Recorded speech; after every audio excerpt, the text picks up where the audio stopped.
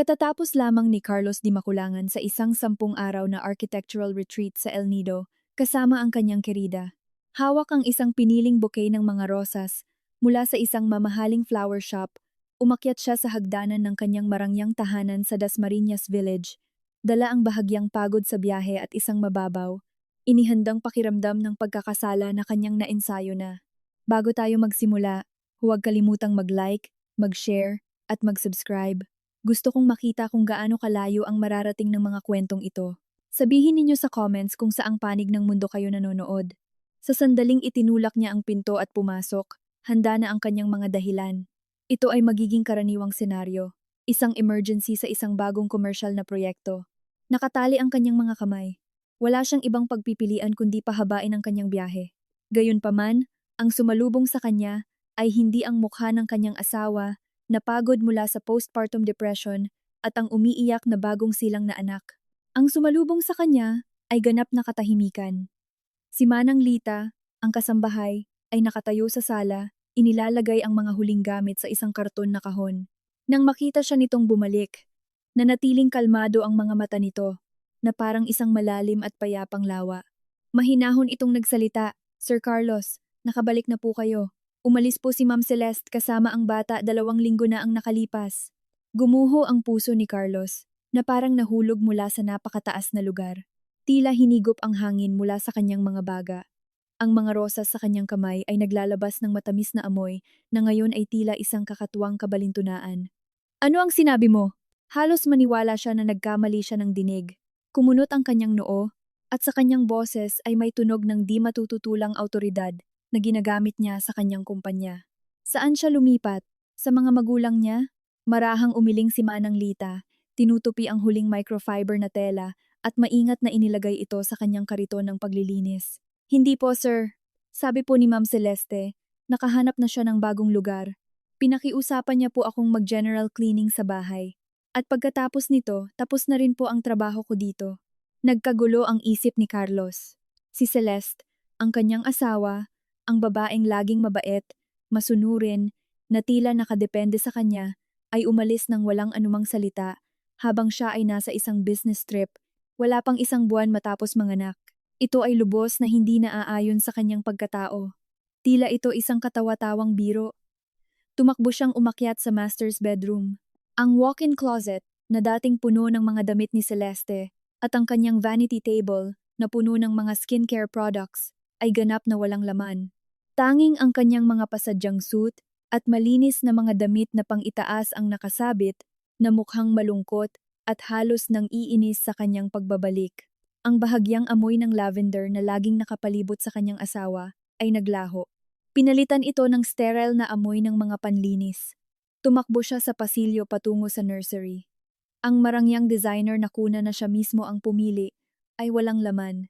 Ang mobile sa ibabaw ng kuna, ang mga pandekorasyon na sticker sa dingding, ang mga pakete ng lampin, ang organic na formula sa sulok, lahat ng bakas ng bata ay nabura. Ang silid ay napakalinis na tila hindi kailanman pinasukan ng bagong buhay. Isang hindi maipaliwanag na sindak ang bumalot sa kanya. Hindi ito isang asawang nagtatampo at umuwi sa kanyang ina. Ito ay isang kumpleto, pinagplanuhang paglikas. Agad niyang kinuha ang kanyang iPhone at tinawagan ang numero ni Celeste. "The number you have dialed is either unattended or out of coverage area." 1 beses, 2, 3 beses. Pareho ang resulta. Hinanap niya sa kanyang mga contact ang mga magulang nito. Diretso sa voicemail. Sa desperasyon, hinagod ni Carlos ang kanyang buhok at galit na ibinato ang bouquet ng rosas sa console table sa pasilyo. Nagkalat ang mga talulot sa sahig na parke. Humarap siya kay Manang Lita na may matigas na tono. Nag-iwan ba siya ng anumang mensahe, sulat? Ang ekspresyon ng mukha ni Manang Lita ay nanatiling walang emosyon, tulad ng isang walang pakialam na manonood. Sabi lang po ni Ma'am Celeste, maiintindihan niyo raw po ang lahat pagbalik ninyo, at pinapabigay niya po ito sa inyo. Ipinasok nito ang kamay sa bulsa ng kanyang apron, kinuha ang isang salansan ng perpektong nakatuping mga nakaprint na papel at iniabot sa kanya. Hinablot ito ni Carlos, inaasahang makakita ng isang sulat na puno ng panunumbat o isang emosyonal na listahan ng mga hinaing. Ngunit nang buklatin niya ito, naningkit ang kanyang mga mata. Hindi ito isang sulat, ito ay isang propesyonal. Detalyadong spreadsheet ng lahat ng kanyang personal at pinansyal na transaksyon. Malinaw na nakalista dito ang bawat gastos mula sa kanyang personal na credit card at sa supplementary joint card sa nakalipas na 2 buwan. Mula sa pag-book ng isang luxury suite na may tanawin ng dagat sa El Nido hanggang sa mga resibo mula sa mga eksklusibong restaurant at isang malaking pagbili sa isang Cartier boutique sa Greenbelt. Petsa, oras, lugar, eksaktong halaga. Bawat transaksyon ay naidokumento ng may matinding katumpakan, ngunit ang nagpatigil ng dugo sa kanyang mga ugat ay ang kolum ng mga tala sa kanan na isinulat sa isang malamig at objektibong tono. Kasama rito ang mga paglalarawan tulad ng romantic package for two, pagbili ng magkapares na singsing na brilyante, pambabaeng luxury handbag. Bawat romantikong sandali na ibinahagi niya kay Isabel Rosales sa dalampasigang iyon ay muling binuo, binilang, at ginawang hindi maikakailang ebidensya ng kanyang pagtataksil. Isang lamig ang gumapang sa kanyang katawan, mula ulo hanggang paa. Paano ito nakuha ni Celeste? Naging maingat siya, gumamit ng mga pribadong account. Paano niya nagawang buuin ang isang kumpletong forensic accounting audit sa napakaikling panahon? Hindi ito isang bagay na magagawa ng isang ordinaryong may bahay. Ang kanyang tingin ay bumaba sa huling linya ng dokumento. Ang maliit na letra ay nagsasabing, para sa kaalaman ng kagalang-galang na hukom, Ginoong Di Makulangan, ang lahat ng nabanggit na gastos ay naganap sa panahon ng aking huling yugto ng pagbubuntis at agarang paggaling pagkatapos manganak. Sana ay naging produktibo ang iyong inspirational retreat. Walang pirma, ngunit ang kalmado at pigil na tono ay walang dudang pag-aari ni Celeste. Tinitigan ni Carlos ang mga ulat sa pananalapi. Namuti ang kanyang mga buko sa tensyon. Ang kanyang pagmamataas, ang kanyang rasyonalidad, at ang kanyang pakiramdam ng kontrol ay gumuho. Palagi niyang iniisip na si Celeste ang pinakaligtas na lugar sa kanyang buhay. Isang babae na, anuman ang gawin niya sa labas, ay maaaring makumbinsi na bumalik sa pamamagitan ng ilang malambing na salita at isang mamahaling regalo. Ngunit ang dokumento sa kanyang mga kamay ay tumpak at nakamamatay tulad ng isang scalpel na sa isang malinis na hiwa ay naglantad sa kanyang mapagkunwaring anyo. Nakalimutan niya kung sino si Celeste bago sila ikasal. Hindi lamang siya isang may bahay. Siya ay isang star senior auditor sa isa sa mga Big Four na kumpanya na dalubhasa sa paghahanap ng pinakamalalim na katiwalian sa tila perpektong mga ulat sa pananalapi. Para sa pamilya, isinuko niya ang kanyang karera upang suportahan siya. Nasanay na siya sa kanyang pagiging masunurin, kaya nakalimutan niya kung gaano katalas ang kanyang isip. At ngayon, ang talim na kanyang itinago sa kaluban ay sa wakas ay nabunot. Pinipigilan ang pagkabigla, nagtanong siya. Kailan nagsimulang maging kakaiba ang kilos ng asawa ko? Sandaling nag-isip si Manang Lita. Marahil kinabukasan, pagkatapos ng iyong pag-alis. May tumawag kay Ma'am Celeste. Pagkatapos noon, naging ganap siyang tahimik, hindi umiiyak, hindi sumisigaw, basta hawak lamang ang bata at tinititigan ito ng napakatagal. Huminto siya. Pagkatapos ay nagsimula siyang tumawag sa isang moving company at sa isang abogado. Abogado. Kumabog ng malakas ang dibdib ni Carlos. Ang kabigatan ng sitwasyon ay higit pa sa anumang naiisip niya. Hindi lamang ito isang asawang umalis sa bahay. Ito ay isang planadong sunod-sunod na legal na atake. Nagmamadali siyang pumasok sa kanyang opisina, binuksan ang kanyang MacBook, at sinubukang mag-login sa kanyang online banking upang suriin ang kanyang mga personal at investment account.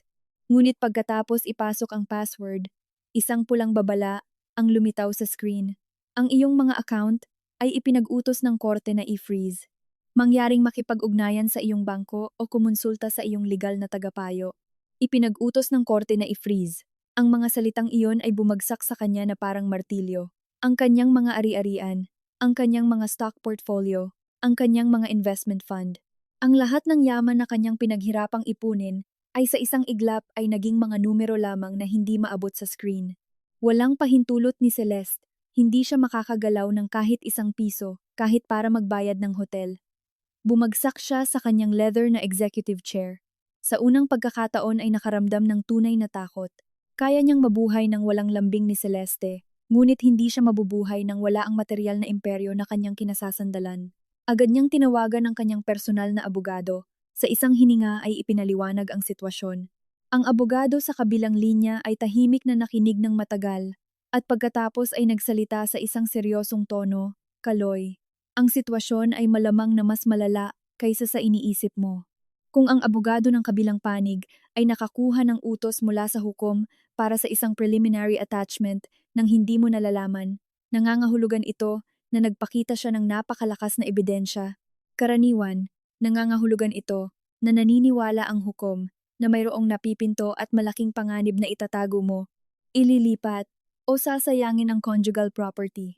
Napakalakas na ebidensya. Ang spreadsheet ay sumagi sa isip ni Carlos, ngunit hindi siya naniniwala na ang ilang luxury purchases ay maaaring maging dahilan para i-freeze ang buong buhay niya.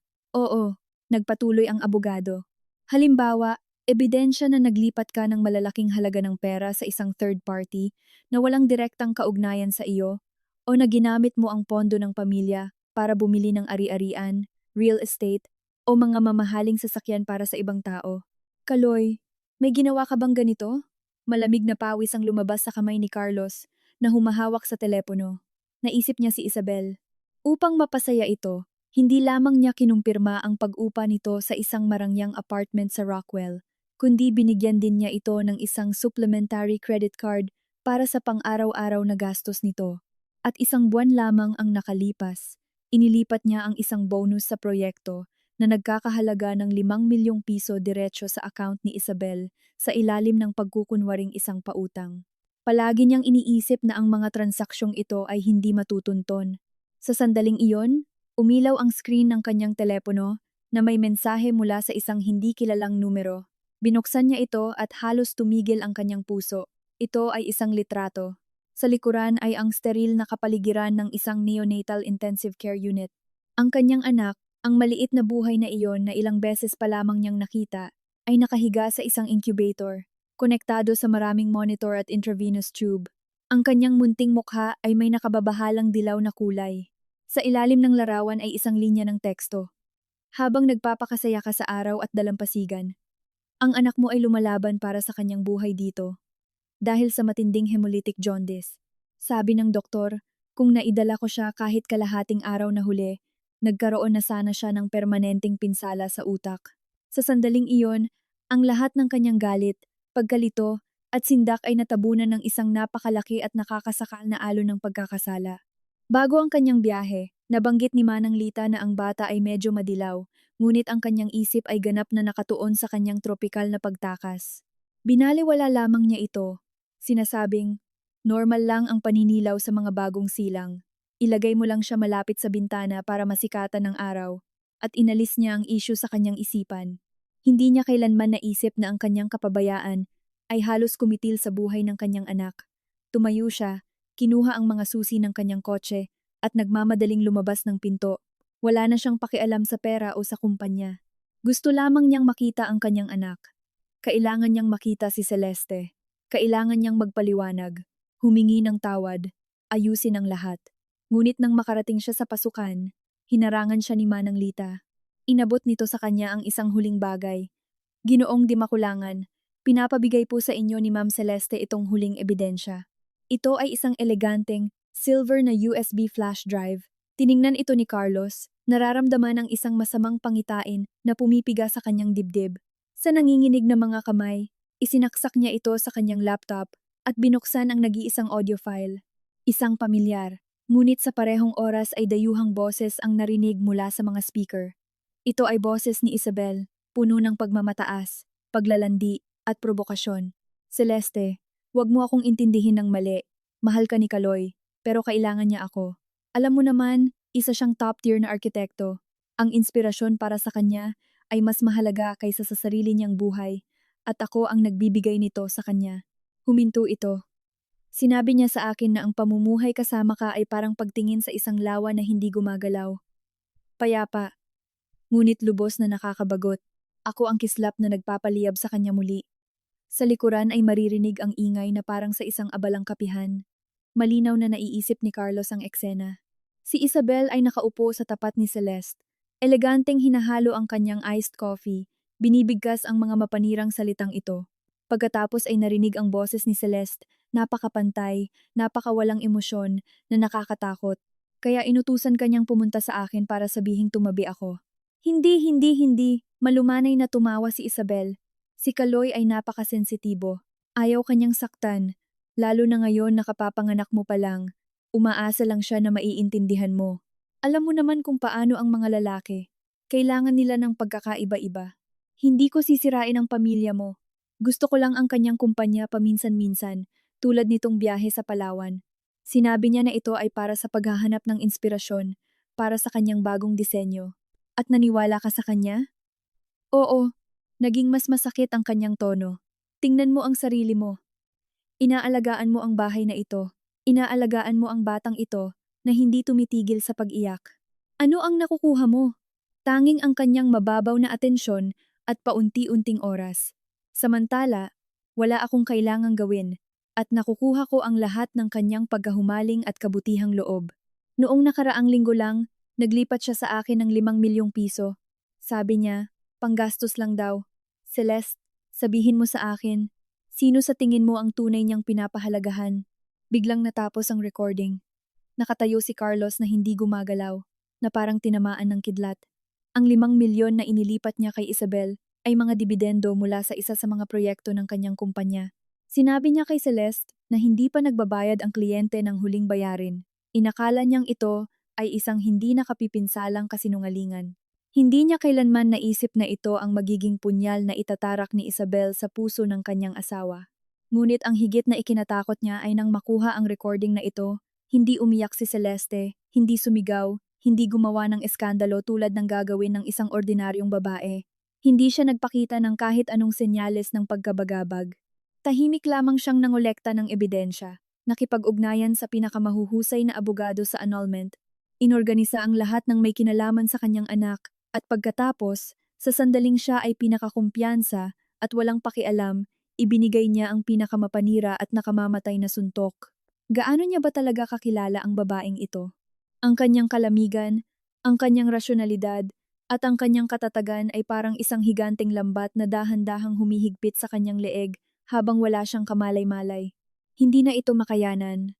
Tumakbo siya palabas ng bahay na parang baliw, sumakay sa kanyang Porsche at buong bilis na nagmaneho papunta sa address ng ospital ng mga bata na nahanap niya sa internet, batay sa mga monitor mula sa litrato. Nilagpasan niya ang hindi mabilang na mga pulang ilaw. Sa kanyang isipan ay may isang kaisipan lamang. Hanapin siya. Kailangan kong hanapin siya. Pagkaraan ng kalahating oras, pumasok siya sa waiting area ng Neonatal Intensive Care Unit sa St. Luke's Medical Center. Sa pamamagitan ng makapal na salamin, agad niya itong nakita.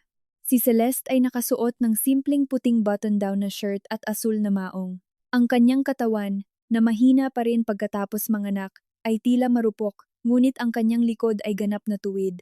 Siya ay malalim na nakatuon, nakikipag-usap sa isang doktor na nakaputing lab coat, may hawak na maliit na notepad at gumagawa ng mga tala. Sa ilalim ng fluorescent na ilaw ng pasilyo ng ospital, ang kanyang profile ay mukhang hindi pangkaraniwang kalmado at matatag. Hindi ito ang mabait at tahimik na asawa na kanyang naaalala. Ito ay isang ganap na estrangherang babae na naglalabas ng isang nakakagulat na lakas. Tumakbo si Carlos papunta sa salamin, kinakatok ito ng kanyang mga kamay para makuha ang kanyang atensyon. Celeste, Celeste, pakiusap, pakinggan mo ako. Tila napansin ni Celeste ang ingay, dahan-dahang lumingon.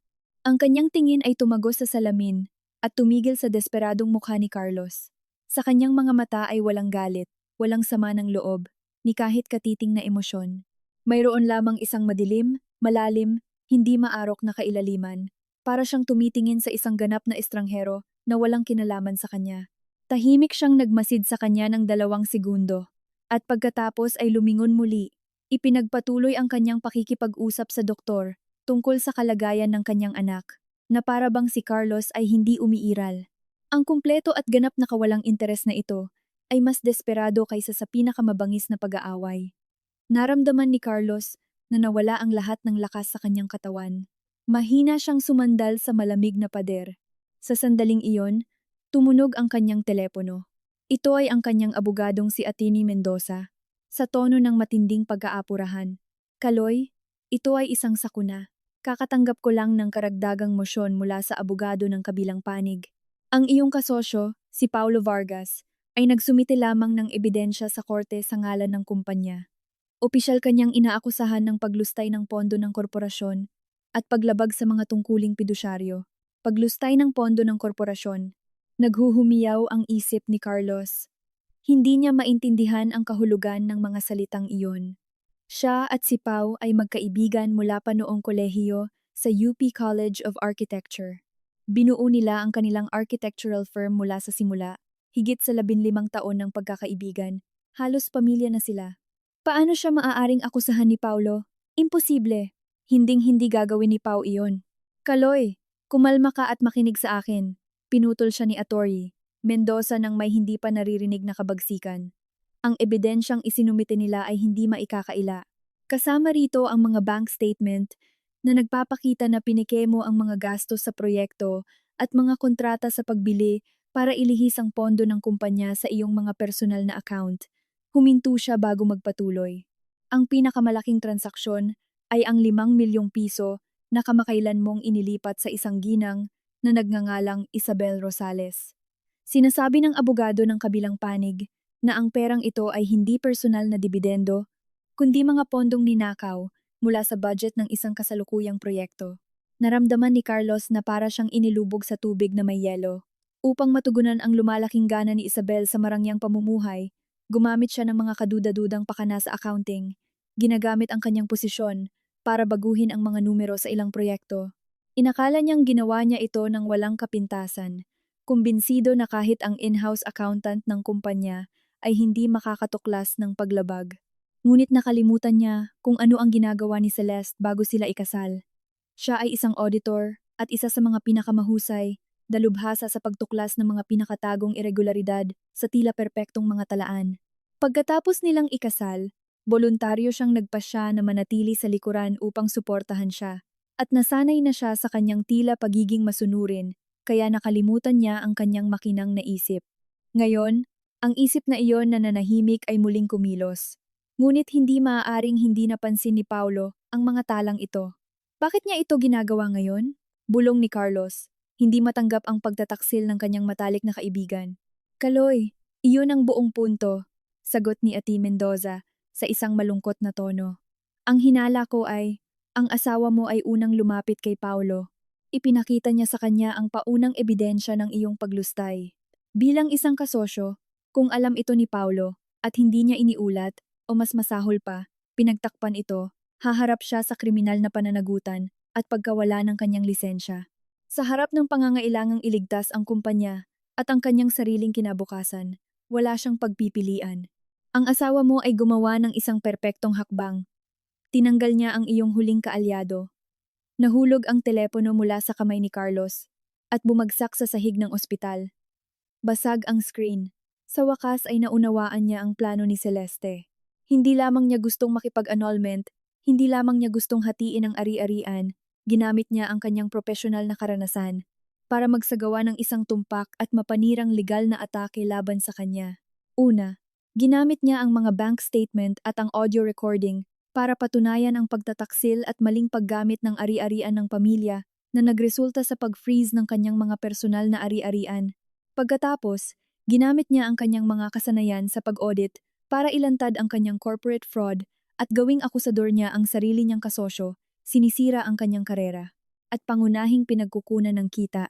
Bawat hakbang ay magkakaugnay, bawat suntok ay nakamamatay. Habang nakatayo siya roon, nagiging anino ng kanyang dating sarili.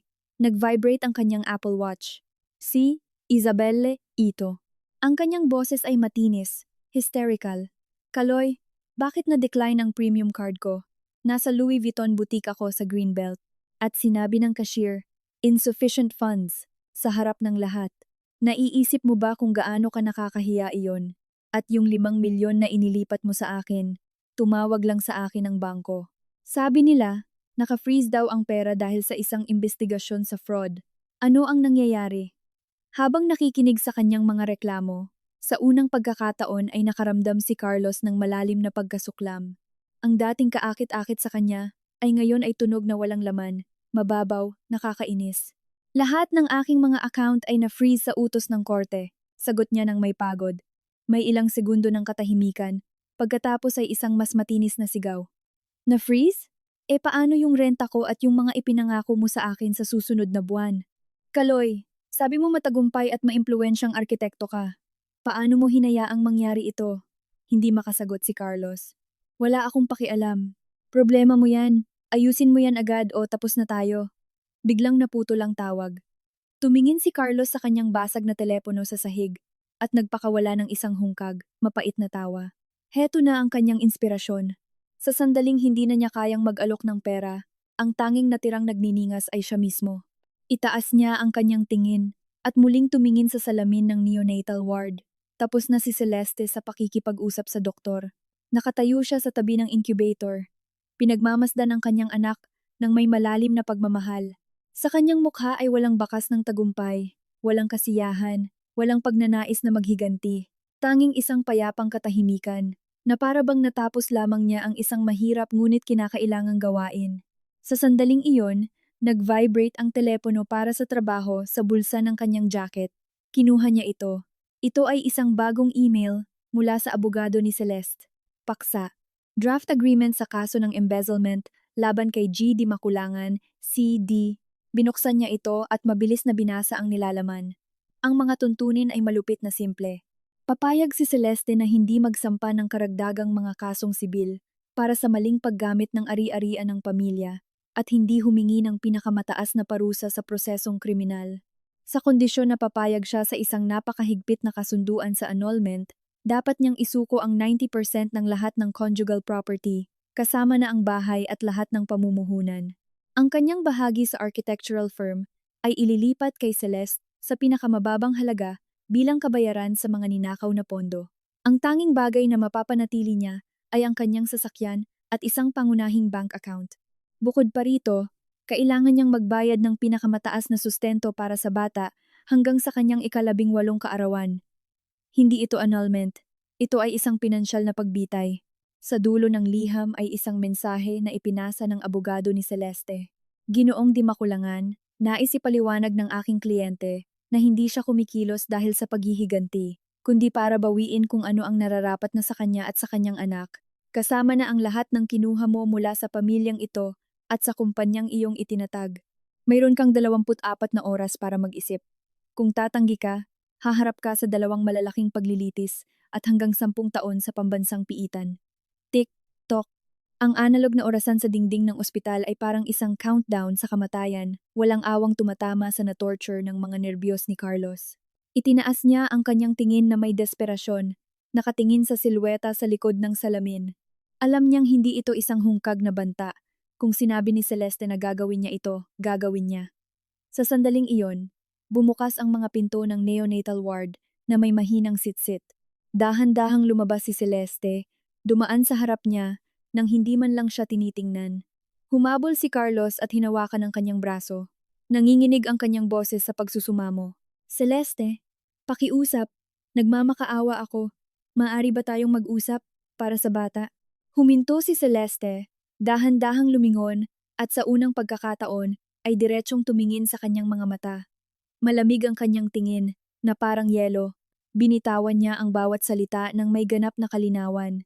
Carlos, noong nagpapakasaya ka sa dalampasigan kasama ang ibang babae, ganap na binabaliwala ang iyong bagong silang at may malubhang karamdaman na anak, nawalan ka ng lahat ng karapatang gamitin muli ang salitang anak sa aking harapan. Pagkasabi nito, madali niyang inalis ang kanyang kamay at nagpatuloy sa paglalakad patungo sa dulo ng pasilyo, hindi lumilingon. Ang kanyang tindig ay matatag, hindi natitinag. Bawat hakbang ay dumudurog sa mga natitirang piraso ng puso ni Carlos. Nakita niya itong mawala sa kanto. Sa wakas ay nanlambot ang kanyang mga binti. Dumulas siya sa pader at bumagsak sa malamig na sahig na linoleum. Sa sandaling iyon, napagtanto niya na ang kanyang buhay, tulad ng alam niya, ay tapos na. Akala niya ay asawa lamang ang nawawala sa kanya. Ngayon ay napagtanto niya na nawala sa kanya ang buong universo. At ang arkitekto ng pagkawasak na ito ay siya mismo. Nakaupo, paralisado sa nagyayelong sahig ng ospital, naramdaman niya ang bawat gramo ng lakas na umaalis sa kanyang katawan. Ang amoy ng disinfektante ay sumunog sa kanyang ilong, nagdudulot ng pagduduwal. Ito ay isang kumpleto, mapanirang pagkatalo ng walang kahit katiting na pagkakataong lumaban. Ang kanyang karera, ang kanyang pinansyal na imperyo, ang mga relasyon na akala niya ay nasa ilalim ng kanyang kontrol, lahat ay nawasak sa isang gabi. At ang taong nag-organisa ng lahat ng ito ay ang asawang palagi niyang itinuturing na pinakamahina. Ang sulat sa kanyang telepono ay nagniningning na parang isang huling ultimatum, 24 na oras. Mayroon siyang 24 na oras para magpasya kung gugugulin niya ang natitirang bahagi ng kanyang buhay na bangkarote o sa kulungan. Pinilit niyang tumayo mula sa sahig, gumagalaw na parang isang naglalakad na patay, at pasalyang lumabas ng ospital. Hindi siya umuwi. Ang walang laman at sterile na bahay na iyon ay mas lalong sasakal sa kanya. Sa opisina, hindi rin siya pumunta. Wala siyang lakas ng loob na harapin si Paulo o ang mga empleyadong dating gumagalang sa kanya. Walang layuning nagmaneho siya sa mga lansangan ng Maynila. Ang mga ilaw na neon ay sumasalamin sa kanyang maputla at walang buhay na mukha. Dati, mahal niya ang lungsod na ito. Dito, umangat siya mula sa isang estudyanteng walang pera tungo sa isang matagumpay at kinikilalang arkitekto. Akala niya pag-aari niya ang lungsod na ito. Ngayon ay napagtanto niya na siya ay isang talunang tao lamang na malapit ng itapon na parang basura. Hindi niya namamalayan, napadpad siya sa marangyang residential complex ni Isabel sa Rockwell. Hindi niya alam kung bakit siya pumunta. Siguro kailangan niya ng kausap? Siguro ay desperado siyang naghahanap ng kahit kaunting aliw sa pagkahumaling na kanyang kinahumalingan. Sumakay siya sa elevator at binuksan ang pinto gamit ang kanyang ekstrang susi. Ang natagpuan niya ay hindi ang yakap ni Isabel, kundi isang halos walang laman na sala. Ilang malalaking maleta ang nakabukas sa sahig. Nagmamadaling isiniksik ni Isabel ang mga designer bag at damit sa mga ito. Nang makita siyang pumasok, sandali siyang natigilan. Isang ekspresyon ng pagkasindak ang dumaan sa kanyang mukha, mabilis na napalitan ng isang malamig at mapagtanggol na tingin. Anong tinitingin-tingin mo? Bangkarote ka na. Sa tingin mo ba mananatili ako dito para mamatay sa gutom kasama mo? Tiningnan siya ni Carlos. Ang huling ilusyon sa kanyang puso ay nadurog. Lahat ng mamahaling regalo na ibinigay niya sa kanya ay ngayon ay mga bagay na lamang na sinusubukan niyang dalhin bago tumakas. Sabi mo mahal mo ako dahil sa kung sino ako, hindi dahil sa pera ko, sabi niya na may mapait na tawa. Hindi man lang nag-angat ng ulo si Isabel.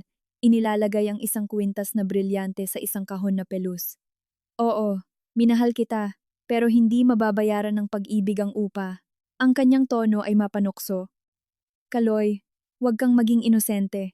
Bata pa ako at nasa kasibulan. Bakit ko pagtitiisan ng isang lalaking may edad na?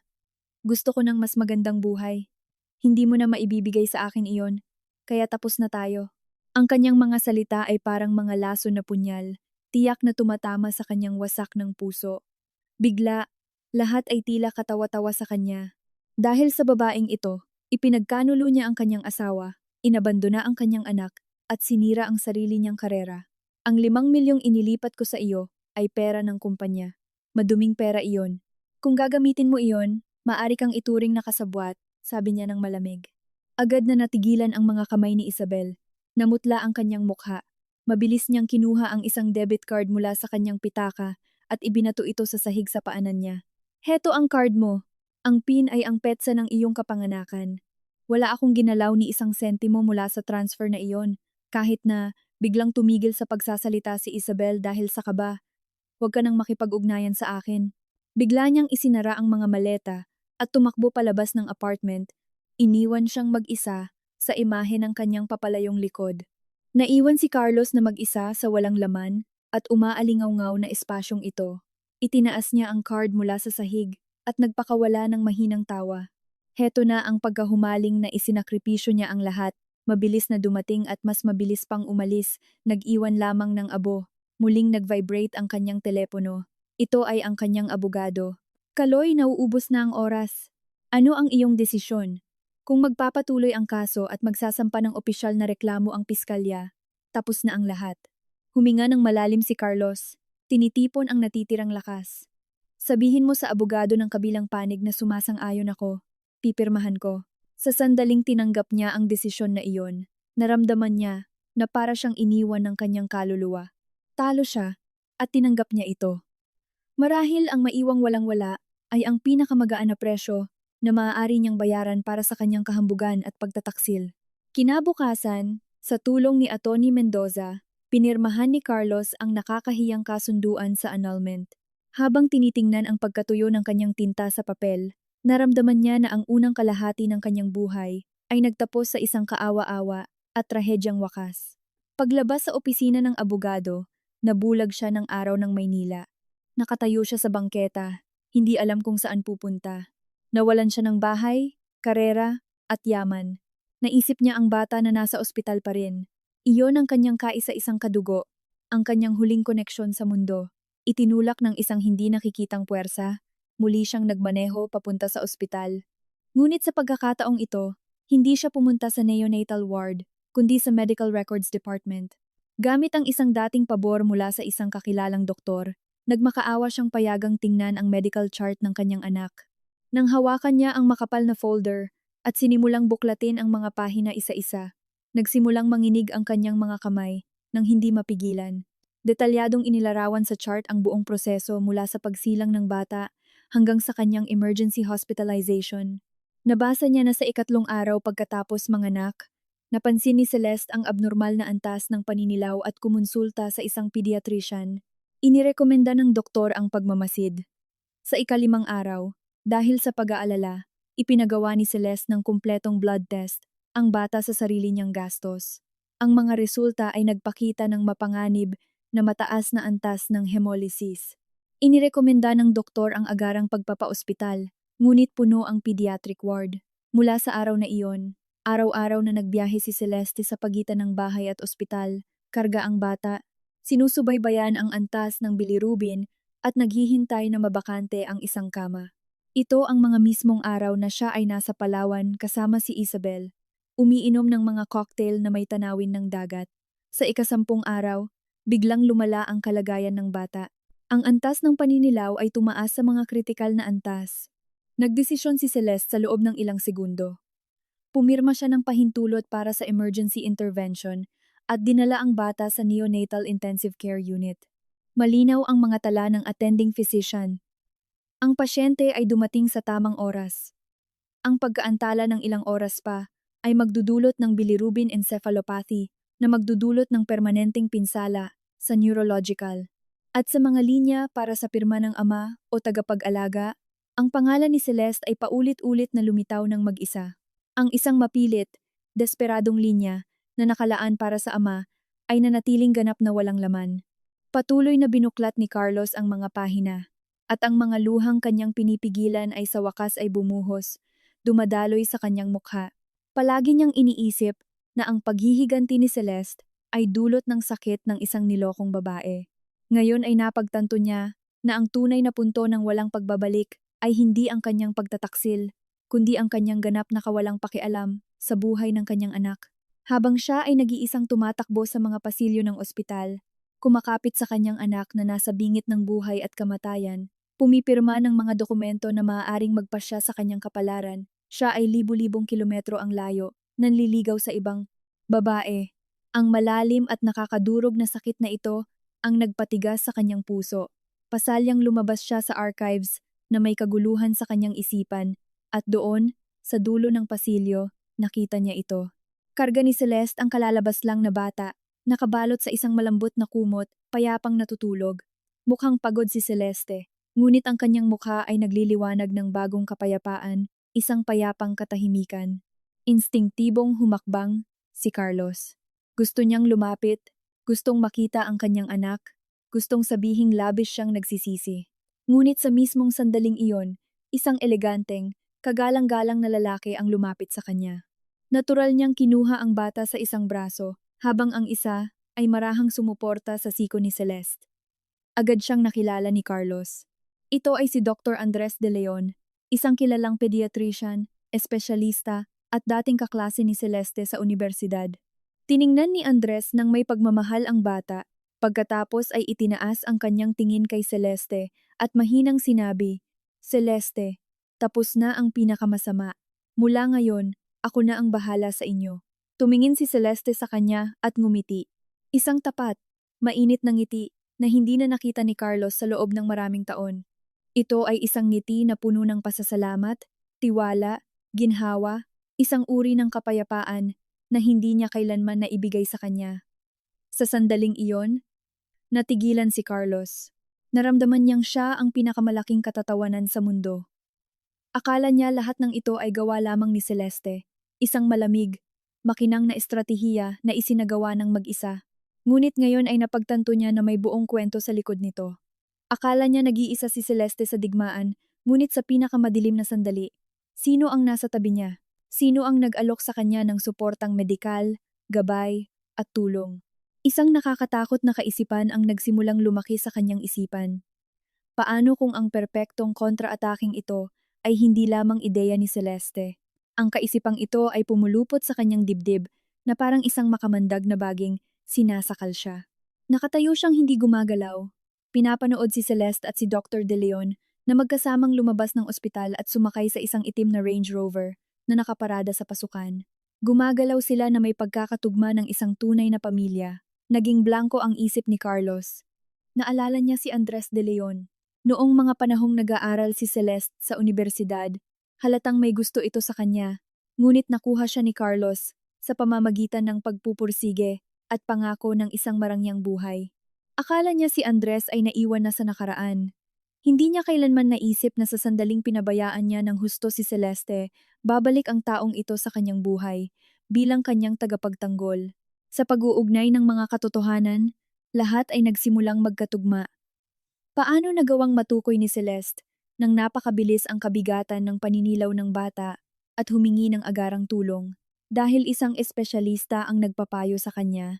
Paano niya natagpuan ang determinasyon para magsagawa ng ganoong katumpak na legal na atake dahil hindi siya nag-iisa noong kailangan niya ito ng husto? Marahil ay si Andres ang tumulong sa kanya na hanapin ang pinakamahusay na abogado sa annulment. Isang malalim na lamig ang tumagos sa katawan ni Carlos. Inakala niyang ang kanyang pagtataksil ang nagpabago kay Celeste. Ngayon ay napagtanto niya na siya lamang ang naging mitsa. Ang tunay na nagpabago sa kanya ay ang matatag na suporta na sumalo sa kanya noong siya ay bumabagsak. Ang kanyang parusa ay mula sa simula ay isang perpekto at inihandang pagbitay. Hindi ito hindi makatarungan.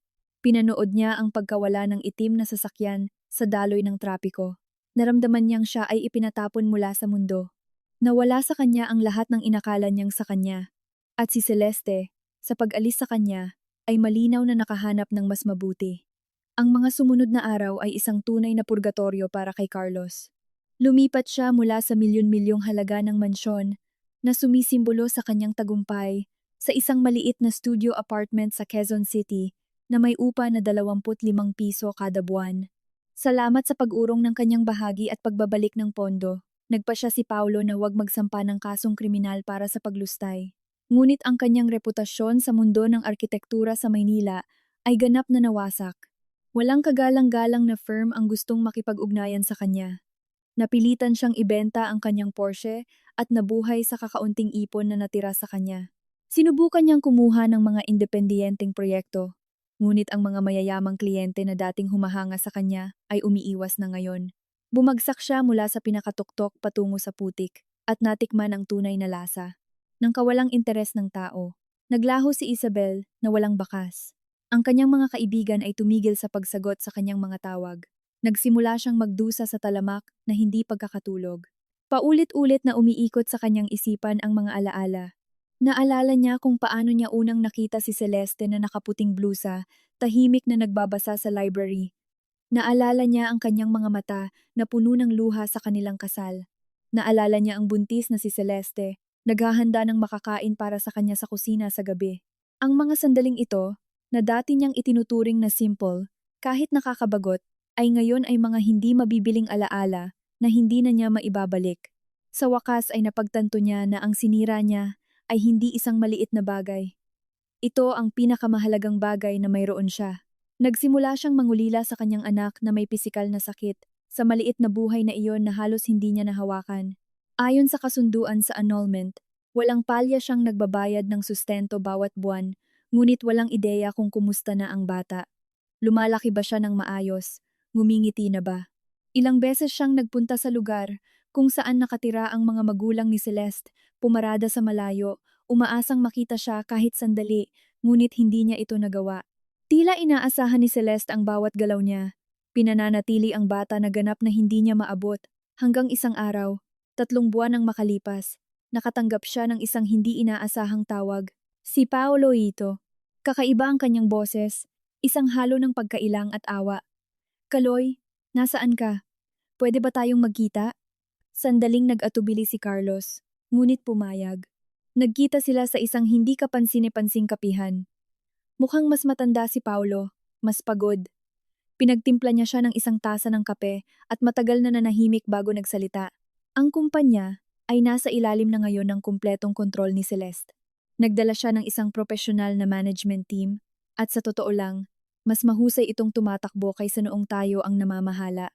Natigilan ang kamay ni Carlos sa ibabaw ng tasa. Wala siyang sinabi. Alam kong galit ka sa akin. Bumuntong hininga si Paulo. Ngunit nang ilatag ni Celeste sa harap ko ang mga dokumentong iyon, wala akong pagpipilian. Alinman sa lulubog ang kumpanya at pareho tayong mapupunta sa kulungan o isasakripisyo kita para iligtas ang kumpanya at ang 40 empleyado na nakadepende dito. Naiintindihan ko, sagot ni Carlos sa isang paos na boses. Sa puntong ito, wala na siyang karapatang magalit sa sinuman. Sa totoo lang, nandito ako sa ngalan ng ibang tao. Kinuha ni Paulo ang isang makapal na sobre mula sa kanyang portfolio at itinulak ito sa mesa. Pinapabigay ito sa iyo ni Celeste. Natigilan si Carlos. Akala niya, maliban sa buwan ng pagpapadala ng sustento, hindi na muling magkikita ang kanilang mga buhay. Nanginginig ang mga kamay. Binuksan niya ang sobre. Hindi ito mga legal na dokumento.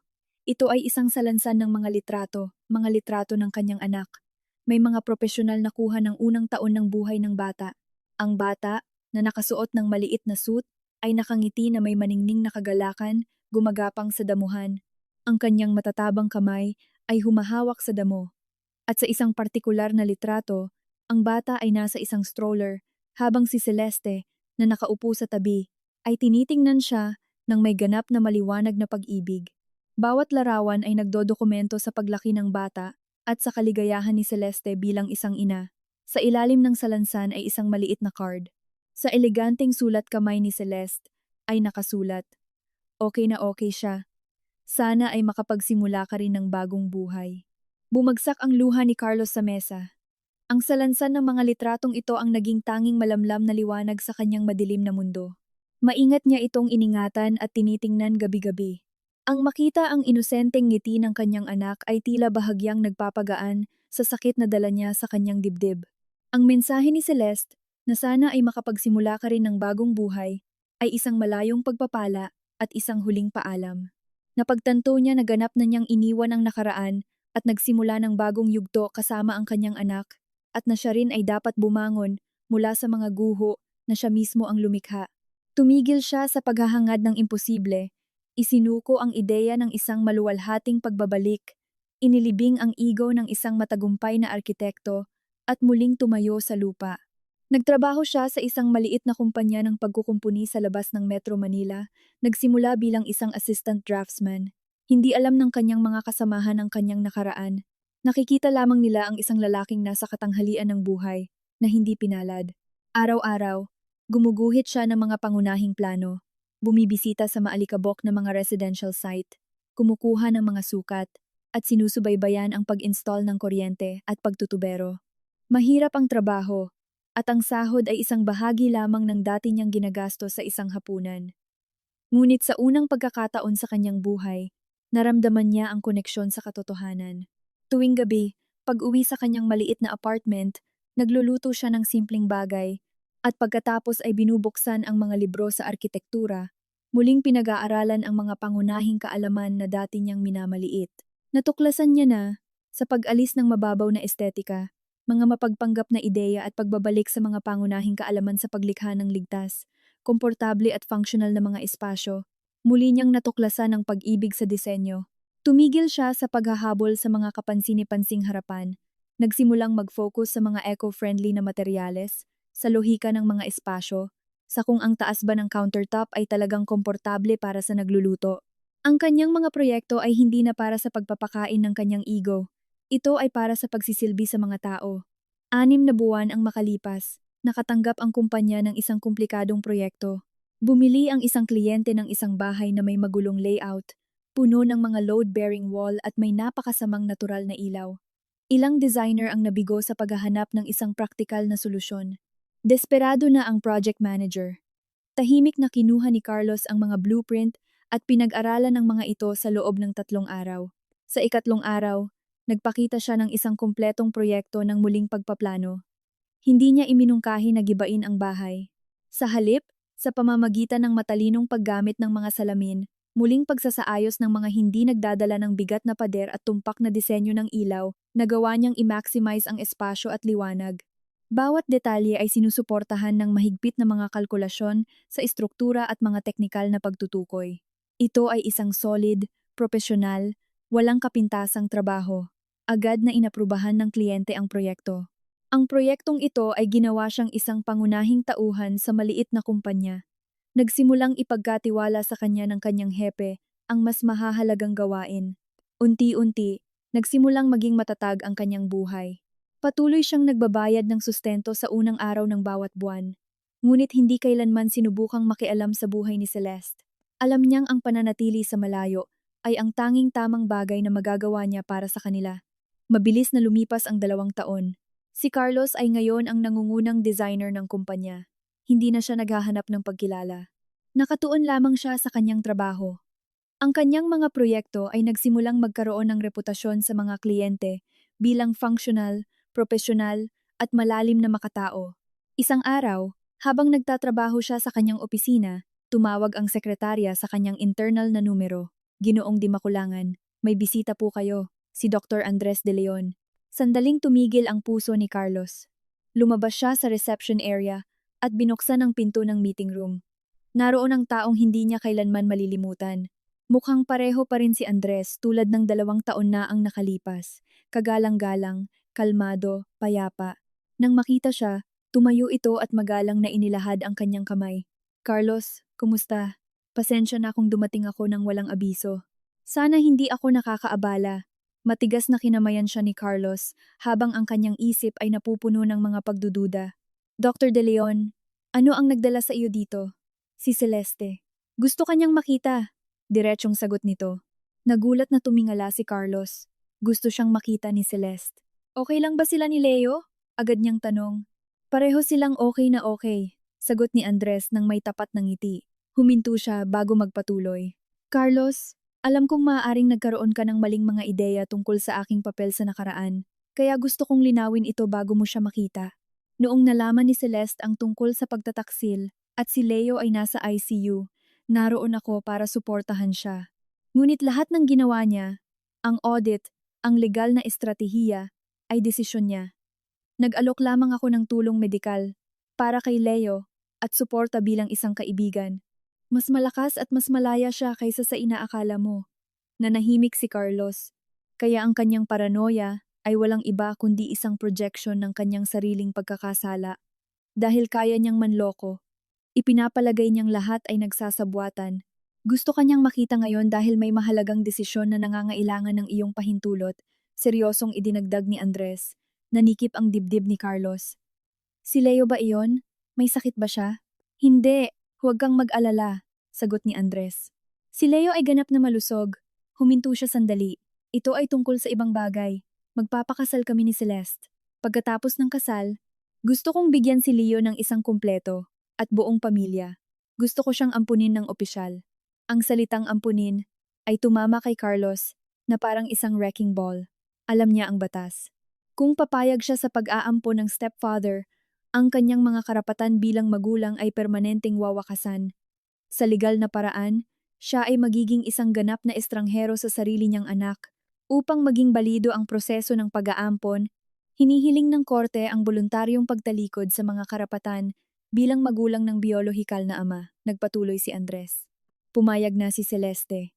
Ngayon kailangan namin ang iyong pirma. Kinuha niya mula sa kanyang portfolio ang isang makapal na legal na dokumento.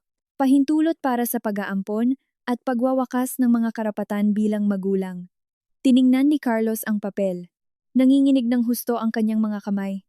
Gusto niyang tumanggi. Gustong sumigaw. Hindi! Iyon ang kanyang anak. Bakit niya ito ibibigay sa ibang lalaki?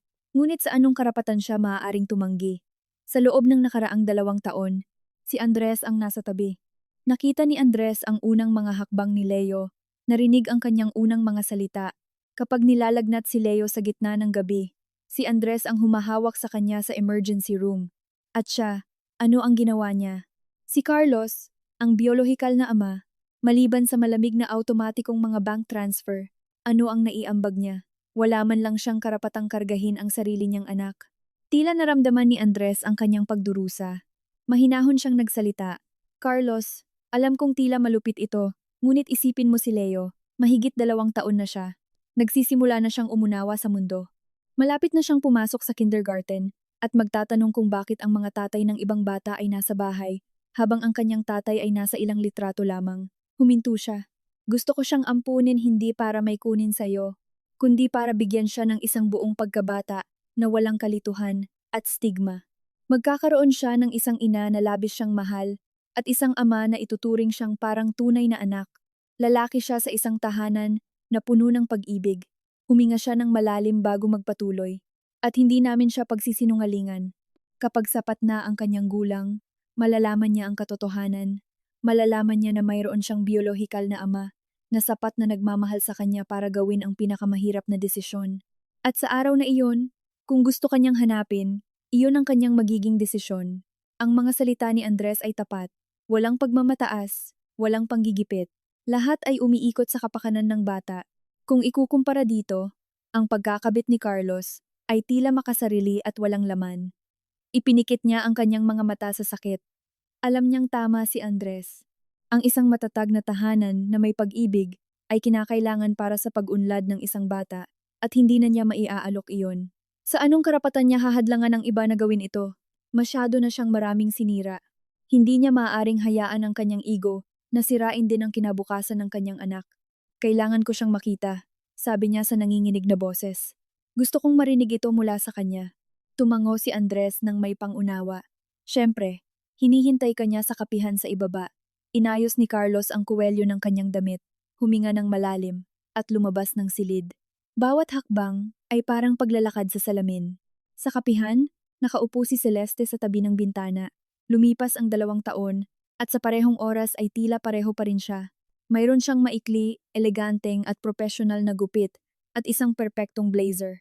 Naglalabas siya ng kumpiyansa at kagandahan ng isang matagumpay na babae, ngunit nanatiling malinaw at kalmado ang kanyang mga mata. Nang makita siyang papalapit, hindi siya tumayo, itinuro lamang ang upuan sa tapat. Kumusta ka na? Umupo si Carlos, hindi alam kung ano ang sasabihin. Maayos naman ako, sagot ni Celeste sa isang kalmadong tono, na para bang nakikipag-usap sa isang malayong kakilala. Ang kumpanya ay umuunlad, si Leo ay napakabuti. At ikaw? Sabi ni Paulo, maayos ka raw sa bago mong trabaho. Nakaka-survive. Sagot ni Carlos na may mapait na ngiti, sapat para sa upa, may maikling katahimikan sa pagitan nila. Naipaliwanag na sa iyo ni Andres ang lahat, sa wakas ay sabi ni Celeste. Tumango si Carlos, hindi inaalis ang tingin sa kanya. Ito ba talaga ang gusto mo? Tinitigan niya siya, hindi nag-aatubili. Carlos, dapat tayong parehong tumingin sa hinaharap. Matagal ko nang iniwan ang nakaraan. Ang tanging prioridad ko ngayon ay bigyan si Leo ng pinakamagandang kapaligiran para lumaki. Huminto siya. Si Andres ay napakabuti sa kanya at mahal na mahal siya ni Leo. Kapag magkasama sila, sila ay isang tunay na ama at anak. Kinagat ni Carlos ang kanyang labi. Kaya gusto mong ganap na burahin ang aking pag-iral. Bilang kanyang ama, may bahid ng panunumbat sa kanyang boses. Dahan-dahang umiling si Celeste. Isang komplikadong damdamin ang lumitaw sa kanyang mga mata, pakikiramay, ngunit higit sa lahat ay determinasyon. Hindi kita binubura, pinoprotektahan ko siya. Matigas ang kanyang tono. Ayokong lumaki siya sa anino ng isang sirang pamilya. Ayokong marinig niya ang mga komento ng ibang magulang sa eskwelahan. Ayokong magtaka siya kung bakit hindi nakatira sa amin ang kanyang tatay. Tinitigan niya siya ng husto. Carlos, sagutin mo ako ng isang tanong. Sa nakalipas na 2 taon, maliban sa pagpapadala ng pera, natupad mo ba ang kahit isang tungkulin bilang ama? Bawat salita ay parang isang karayom na tumutusok sa kanyang dibdib. Alam mo ba kung ano ang kanyang paboritong laruan? Alam mo ba kung saang pagkain siya allergic? Alam mo ba kung kanan o kaliwang kamay ang kanyang inuuna kapag nahuhulog siya? Hindi makasagot si Carlos dahil lahat ng ito ay totoo. Ang bigyan siya ng isang buong pamilya ang tanging bagay na magagawa ko para sa kanya ngayon, nagpatuloy si Celeste. Kaya hinihiling ko sa iyo sa huling pagkakataon. Lumambot ang kanyang boses, ngunit ang kanyang desisyon ay hindi natitinag. Pakawalan mo kami, pakawalan mo siya. Matagal siyang tinitigan ni Carlos. Sa kanyang mga mata ay wala nang bakas ng pag-ibig na dati niyang naramdaman para sa kanya. Mayroon lamang isang mabangis na determinasyon ng isang ina. Napagtanto niyang wala siyang karapatang kumapit. Kinuha niya ang panulat na iniwan ni Andres sa mesa. Sa nanginginig na mga kamay, pinirmahan niya ang dokumento ng pagtalikod sa mga karapatan bilang magulang. Sa sandaling natuyo ang tinta, naramdaman niya na naputol ang huling sinulid na nag-uugnay sa kanya sa mundong ito. Pagkatapos ng mahabang katahimikan, itinulak niya ang dokumento papunta sa kanya. Tila ang kilos na iyon ay nag-alis ng laman sa kanyang buhay. Tumayo siya, hindi tumitingin sa kanya, at tumalikod para umalis. Carlos, pinigilan siya ng boses ni Celeste. Natigilan siya, hindi lumilingon. Salamat. Malambot ngunit matatag ang kanyang boses. Bilang kabayaran, ang bahagi na isinuko mo sa kumpanya ay susuriin sa kasalukuyang halaga sa merkado. Ililipat ko sa iyo ang katumbas na halaga sa pera. Iyon ang nararapat sa iyo para sa pagtatayo nito. Nanigas ang katawan ni Carlos. Nagpakawala siya ng mapait na tawa, umiling. Hindi lumilingon. Bumulong siya. Wag na, ituring mo na lang na huling regalo ko kay Leo. Itinulak niya ang salaming pinto at lumabas sa liwanag ng araw ng Maynila. Maliwanag ang liwanag, ngunit hindi niya naramdaman ang init. Bumalik siya sa kanyang apartment, isinara ang pinto, at hindi lumabas sa buong araw. Hindi siya umiyak, hindi nagalit, basta nakaupo sa katahimikan na may blangkong isip. Naramdaman niyang siya ay isang hungkag na sisidlan, lumulutang sa kawalan. Pagsapit ng gabi, nag-vibrate ang kanyang telepono mula sa isang abiso mula sa bangko. Isang malaking halaga ang idineposito sa kanyang account. Agad na naunawaan ni Carlos na binaliwala ni Celeste ang kanyang pagtanggi at ipinadala pa rin sa kanya ang perang katumbas ng pagbili ng kanyang mga shares. Tiningnan niya ang mahabang hanay ng mga zero at hindi napigilan ang isang mapait na kabalintunaan. Ginugol niya ang kalahati ng kanyang buhay, nakikipaglaban para makamit ang ganoong kayamanan. At ngayon, nawala na ang lahat ng tunay na mahalaga para makuha ito. Bumalik sa kanya ang pera bilang isang uri ng kabayaran para sa kanyang sariling buhay. Para saan pa ito sa kanya ngayon? Bumili muli ng isang mansyon? Wala ng pamilya dito. Magtatag ng isa pang architectural firm? Wala na siyang ambisyon o ego para dito. Kinabukasan, gumawa ng desisyon si Carlos. Nagsumite siya ng kanyang pagbibitiw sa kumpanya ng pagkukumpuni. Pagkatapos ay ginamit niya ang perang iyon para bumili ng isang simpleng bahay na may malaking lote sa isang rural na lugar sa Laguna. Hindi siya bumalik sa arkitektura. Sa halip, ganap niyang inilaan ang kanyang sarili sa pagsasaka at landscape design. Inilaan niya ang lahat ng kanyang oras sa lote na iyon. Naghuhukay ng lupa, nagtatanim ng mga buto, nagdidilig, nagpapataba. Inalagaan niya ang bawat halaman na may parehong atensyon na ibibigay ng isang tao sa isang bata. Nasanay siya sa katahimikan ng kalikasan at natagpuan ang isang ritmo sa katahimikang ito, pinapanood ang pagtubo ng isang buto, kung paano lumalaki ang isang usbong patungo sa araw.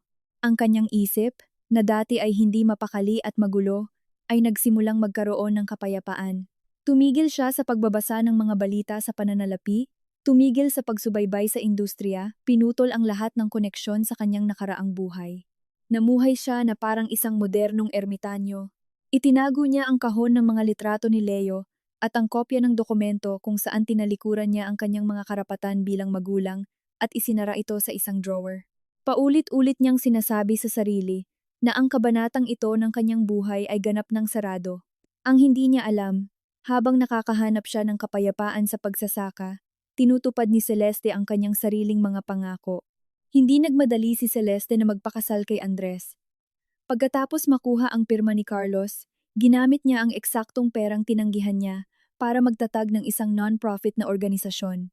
Tinawag niya itong The Phoenix Initiative. Bilang executive director, ginamit ni Celeste ang kanyang karanasan sa pananalapi at network ng mga contact para tulungan ang mga kababaihan na biktima ng pang-aabusong pang-ekonomiya o pagtataksil sa kasal. Nag-alok siya sa kanila ng suportang legal, tinuruan silang subaybayan ang mga nakatagong ari-arian, nagbigay ng mga mapagkukunan para sa suportang psikolohikal, at tinulungan silang ibalik ang kanilang kalayaan sa ekonomiya. Nakuha ng kanyang kwento ang atensyon ng isang malaking media outlet. Ang ulat ay nagdulot ng malawakang reaksyon.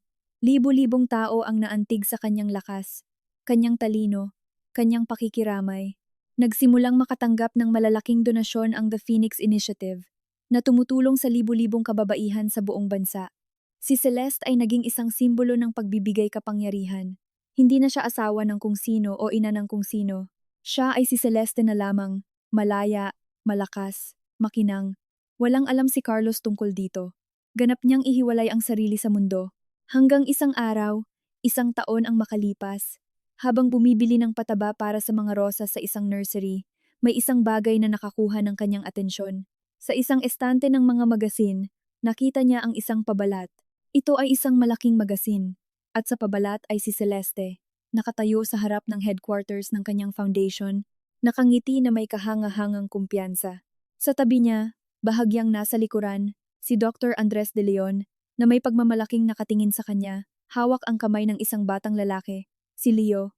Ang tatlo ay kumakatawan sa isang perpektong larawan ng pagkakatugma.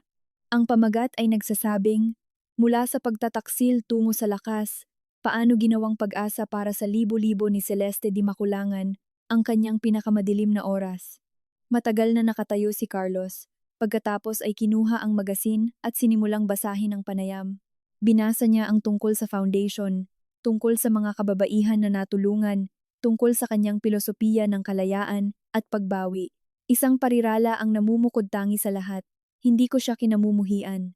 Sa ilang paraan, nagpapasalamat ako sa kanya. Tinuruan niya ako ng isang malupit na aral, ang seguridad. Ang isang babae ay hindi dapat umasa sa kasal o sa isang lalaki. Dapat itong isilang mula sa kanyang sariling kakayahan at panloob na lakas. Ngumiti si Carlos ng isang tapat at gumaang ngiti. Masaya siya para sa kanya. Hindi na natili si Celeste sa sakit. Ginawa niyang isang bagay na nagpoprotekta sa iba ang kanyang karanasan. Naging isang taong kahanga-hanga siya. At, sa pagkakita sa kanya ng ganoon, naramdaman niyang sa wakas ay maaari na niyang bitawan. Madaling sabihin ang pagbitaw, ngunit ang paggaling ay tumatagal ng maraming taon. Isinara ni Carlos ang magasin at ibinalik ito sa estante. Hindi niya ito binili. Hindi na niya kailangang sumilip sa buhay ng iba para makahanap ng kahulugan sa kanyang sarili. Bumalik siya sa kanyang bahay sa probinsya. Isang perpektong araw ng tagsibol. Ang mga gumagapang na rosas ay nasa kanilang buong pamumulaklak at ang mga pukyutan ay mahinang umuugong sa mainit na hangin. Isinuot niya ang kanyang apron sa trabaho, kinuha ang mga gunting sa paghahalaman at sinimulang putulin ang mga sanga. Ang mga araw ay dumaloy ng payapa at may sariling ritmo. Sa pamamagitan ng kanyang trabaho, nakilala niya ang ilang mga kapitbahay na kapareho niya ng pagmamahal sa lupa. Minsan, nakaupo sila sa beranda, umiinom ng serbesa, nag-uusap tungkol sa panahon o sa kalidad ng lupa. Walang nakakaalam ng kanyang nakaraan.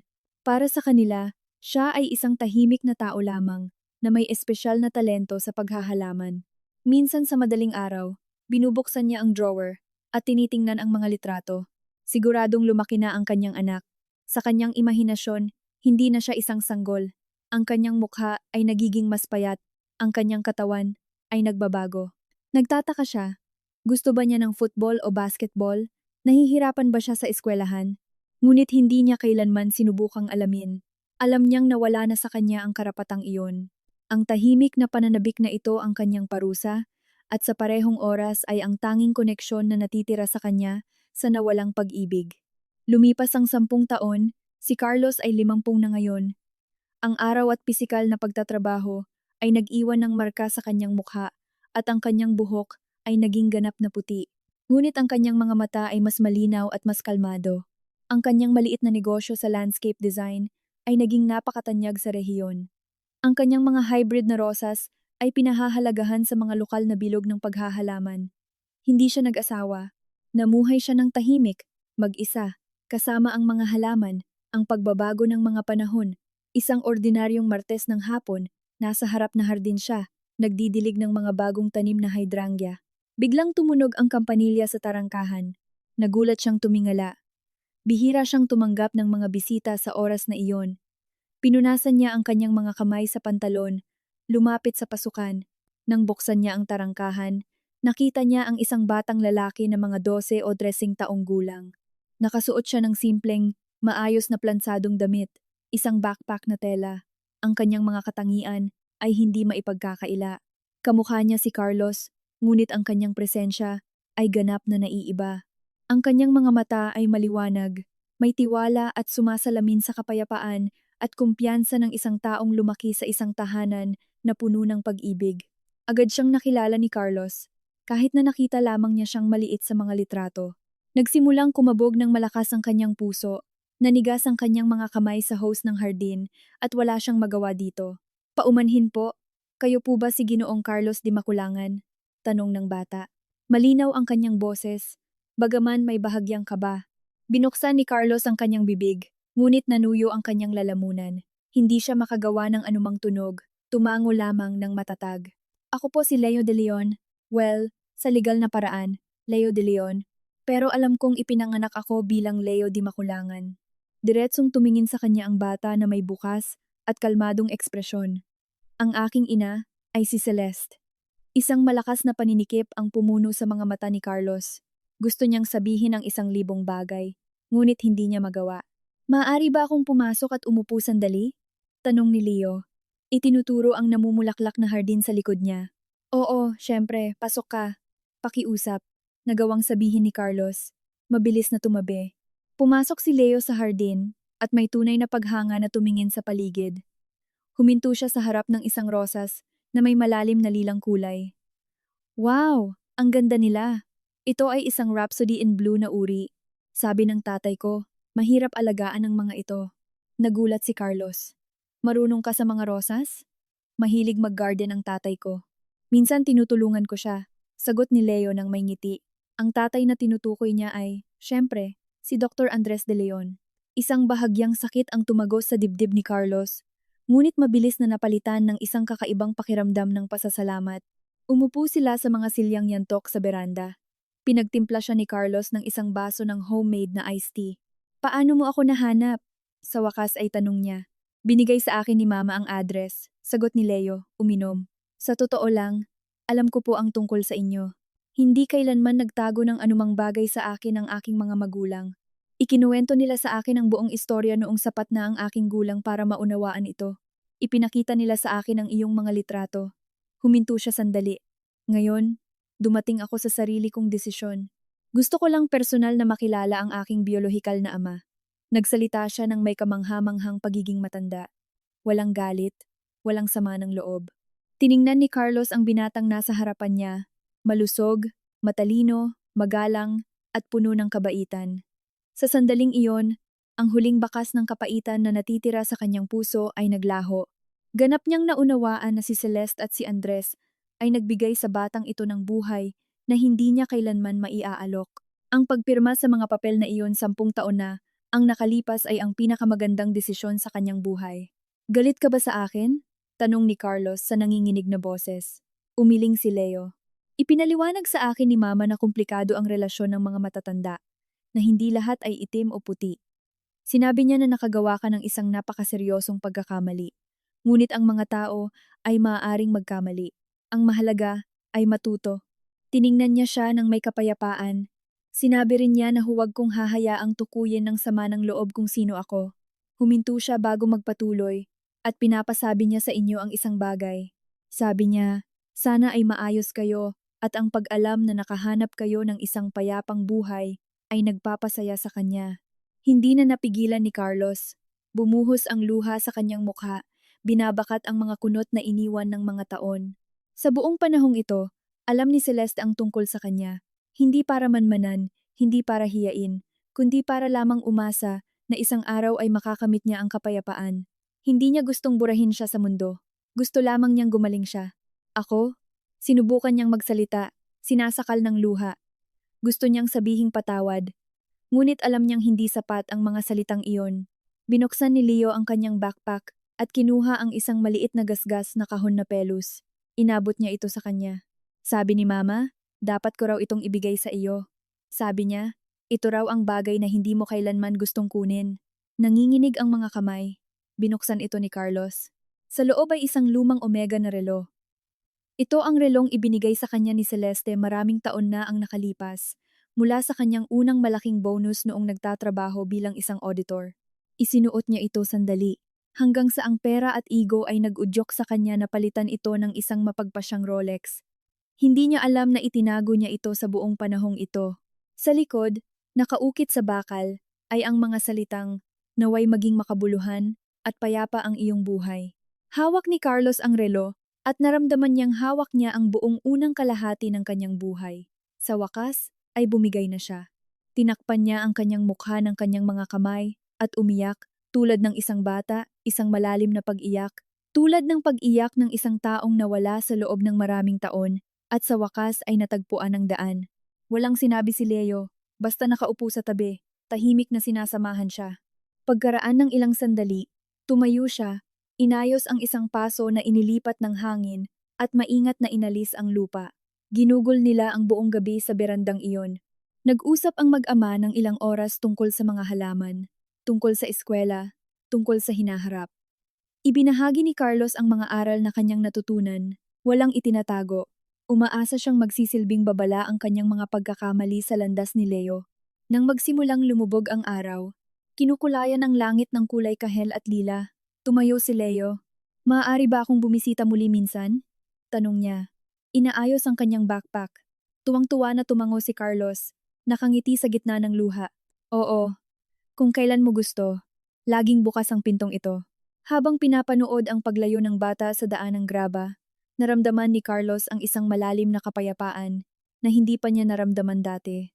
Alam niyang ang kanyang buhay ay minarkahan ng isang malaking pagkakamali, ngunit sa wakas ay natutunan niyang patawarin ang kanyang sarili at tanggapin ang nakaraan. Tiningnan niya ang omega na relo sa kanyang kamay at isinuot ito sa kanyang pulso. Perpekto itong magkasya. Isang simoy ng gabi ang dumaan sa hardin. Dala ang amoy ng namumulaklak na mga rosas. Nawala sa kanya ang lahat ng itinayo ng kanyang ego, ngunit sa paanuman, sa dulo ng landas, natagpuan niya ang pinakamahalaga. Hindi ang yaman, hindi ang katanyagan, kundi ang isang tahimik na pagtubos na isinilang mula sa pag-ibig at pagpapatawad.